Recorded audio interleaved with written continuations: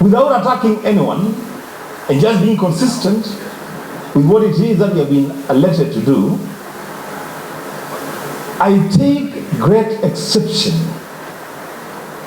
from the ongoing insults and attacks targeted at the control of budgets and the office of the Auditor General and media houses. I take great exception to those attacks. Why?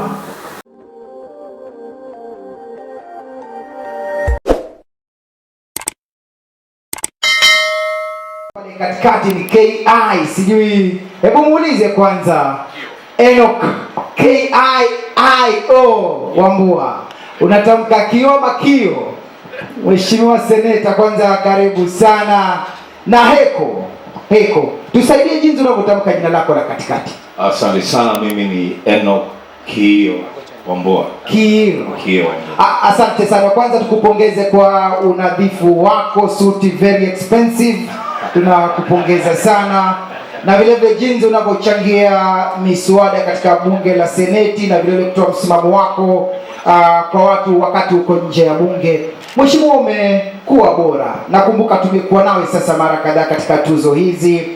Vile vile na wewe, labda kwa dakika moja kabla tumpishe mgeni wetu rasmi, tueleze kidogo ni siri ni gani, lipi ile ambalo umelifanya ambalo limekuweka kuwa juu? Asante sana bwana MC.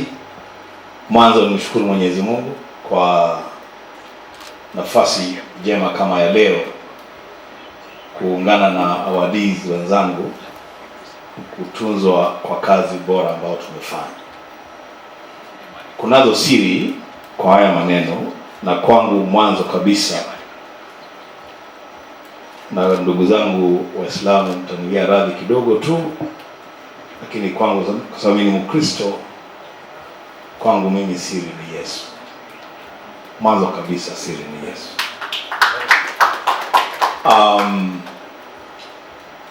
Nimeingia kwa uongozi sasa, ni muhula wa pili kama seneta wa kaunti ya Kitui, na wale ambao wanatoka Kitui watakuambia mimi kuna jambo mimi hufanya. Moja, mimi nakaa na watu kabisa, mimi nakaa na watu wa Kitui. Nikupe tu example moja. Juzi, last month, nilikuwa kwa Mishra huko Mandera. Nilikuwa nimealikwa na rafiki yangu senator wa county ya Mandera, former governor Roba. Na Mandera si karibu, nikaenda Mandera, kamaliza kazi, katoka Mandera kuja Nairobi. The same day nikatoka na gari nikaenda kazini mpaka Dodoma. Dodoma from Nairobi is 10 hours. Lakini nikawa 2 days after that nilikuwa na jambo kufanya kwa kaunti yangu, na ikanibidi nitoke Dodoma, kutoka Dodoma mpaka Nairobi 10 hours, na kutoka Nairobi kwenda Kitui 3 hours. So a whole day nikisafiri kwenda kufanya mkutano na watu wangu, kwa sababu walikuwa wananihitaji. Nikakaa nao, na the following day nikashika gari tena nikarudi kazini Dodoma. Siri ni kukaa na watu. There are no two ways about it. Saa hii nimeona nimechukua simu nikaongea. Nilikuwa namuongelesha my county programs manager. Tunao matanga yametupata kule, ni mengi, lakini hii moja tu ya kuhuzunisha. Na akaniambia sasa tufanye nini? Wewe huko, kwa sasa fanya hivi, wewe enda kwa hiyo familia, kwa sababu leo vijana wanakutana na wanachimba kaburi leo. Enda mkachimbe kaburi huko, na uende na mbuzi mkachinje mbuzi mkule. Hiyo ni mila yetu. Ile siku ya kuchimba kaburi mnachinja mbuzi. Tafuta mbuzi, enda huko mkachimbe kaburi, na mchinje mbuzi mkule na wale vijana, na mkae nao vijana. Nikifika leo jioni, kesho nitakuja tuende tuomboleze na familia. Kaa na watu. Ya mwisho, at the national level, because I am the deputy minority leader in the Senate, you must be consistent. kwa siasa ambao ni watu wa siasa hapa, niwaambie ukweli, you must be consistent. Hawezi kuwa leo uko hapa, kesho uko pale, kesho kuto. Watu wanapenda a leader who is consistent and who stands with the truth no matter what. Ukweli hata kama iko namna gani. Kama ni mbaya unaisha mbaya, kama ni nzuri ni nzuri. And there are no two ways about it. Be consistent. And for that reason, I'm told this is my second term. Na mimi nikienda kwa kura, naenda kura, kuna watu wakitu hapo wanajua. Kuna watu unashindana nao wako na pesa nyingi sana. Pesa nyingi. Wanatoa pesa nyingi sana. In fact, one of my greatest weaknesses, I'm happy MC, you think my suit is expensive. Hii ni ya Kikomba tu, usione kama nini. But I can tell you, one of the biggest weaknesses inaambiwa ni kwamba huyu hana pesa. Nakutana watu wako na pesa. This last election, nilikuwa na watu 9. Walikuwa wanaitisha kiti ya senator. Na wako na mapesa. Mmoja nikaambiwa, on the eve of the election, 2 weeks, amelipwa 250 million, na amesema ako tayari kutumia half of that money to make sure huyu kio ameenda nyumbani. Kasema ni sawa tu bwana, hamna shida. For the second term, kura za wale wote ambao nimeshindana nao zikiwekwa pamoja, bado nitakuwa number 1 with more than 100,000 votes. Zote zao zikiwekwa mahali moja, nitakuwa mbele yao with more than 100,000 votes. Stay with the people, trust in God, be consistent, be humble. I thank you.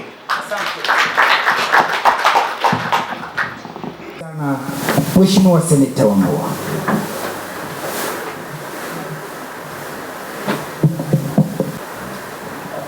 Thank you very much, MC. I will try to be very, very brief. Narudia tena kumshukuru Mwenyezi Mungu for this opportunity to be here. Na niseme si jambo la kawaida that nchi yetu ikiwa na viongozi wengi vile tuko nao, wewe uko hapa ukituzwa for work and a job well done. Si jambo la kawaida. Kwa hivyo usichukulie kama ni kitu tu umekuja Kisumu Siala Hotel kupata award na kurudi nyumbani. There is reason to thank God and to appreciate what the pollsters are doing. Ya pili ni washukuru pollsters rankings. Mimi mara yangu wa kwanza kukutana na hawa watu ilikuwa ni last year uko Nakuru when we are receiving these awards. I can tell you, and God is my witness, I've never met Jiraini outside of this arrangement. The first time I met him was in Nakuru. I've met him again today. Bwana wewe, nimeshangaa. Nimepigiwa simu na watu ambao wana run opinion polls kama hizi, na wakaniambia maneno ya kustaajabisha. For this amount of money, we can rank you this way.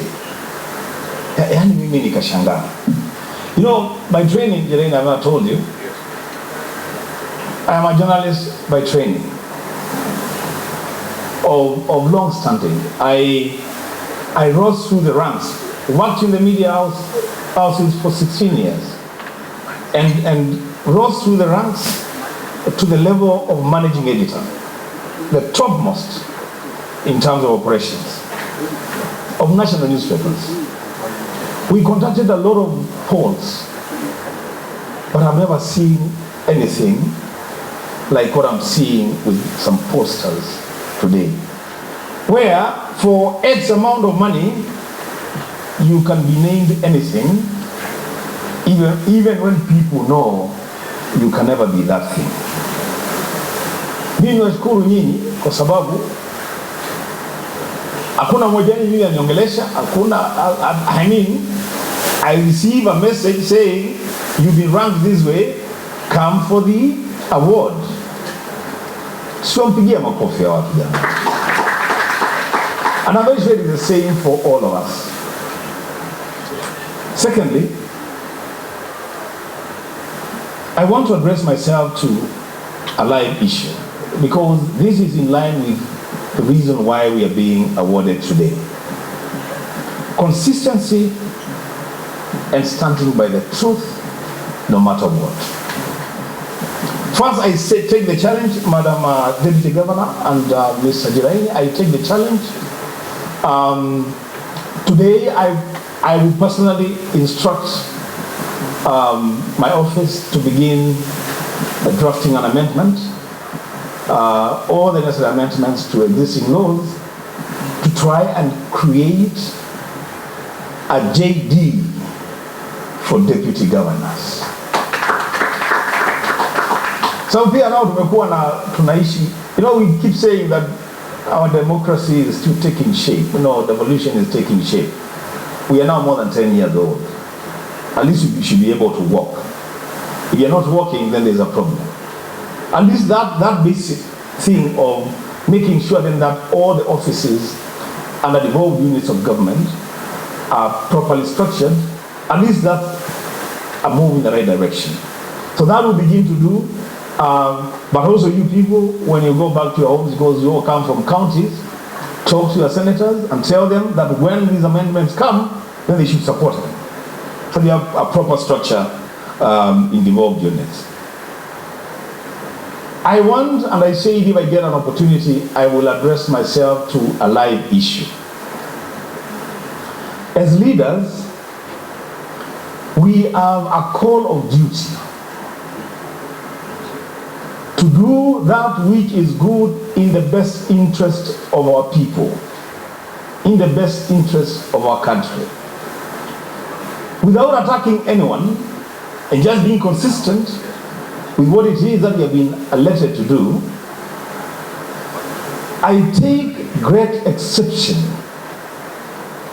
from the ongoing insults and attacks targeted at the control of budgets and the office of the Auditor General and media houses. I take great exception to those attacks. Why? Because as a country, as a democracy, people have roles. People stay in offices to perform certain functions. The Auditor General has done our job. The control of budget has done our job. Media houses have reported the job that has been done by the control of budget and the Auditor General. For heaven's sake, my colleagues who are elected by people, the duty that we have is to appreciate those reports and process them. If there is something wrong with them, we point out what is wrong with those reports. Not to attack the person and character of the people who have done their job. If the controller of budget has said that there is a problem with the absorption of money by county governments, let us ask ourselves, what is the basis of that problem? Why is it that there are no services in the counties and there is money in the bank? Is it because the money is coming in late, or what is the problem? Let us address ourselves to the issues.